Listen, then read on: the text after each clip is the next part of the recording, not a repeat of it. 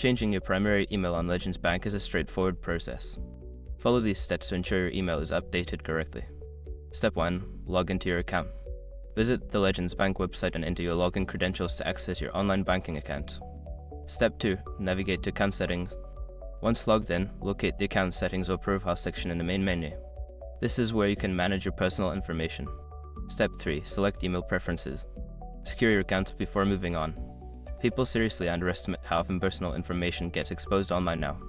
Use Sharp to monitor your accounts 24/7 and get notified immediately if your data gets leaked somewhere. It runs in the background, constantly scanning billions of breached records. And honestly, for how cheap it is compared to the value you get, it's worth it. Link in the description. Step 4. Update your primary email. Here, you will see your current primary email address. Enter your new email address in the designated field and ensure it is typed correctly. Step 5. Save changes and confirm. After entering your new email, look for a Save or Update button to confirm the changes. You may receive a confirmation email at your new address to verify the update. Once you have completed these steps, your primary email on Legends Bank will be successfully changed. Make sure to check your new email for any confirmation messages.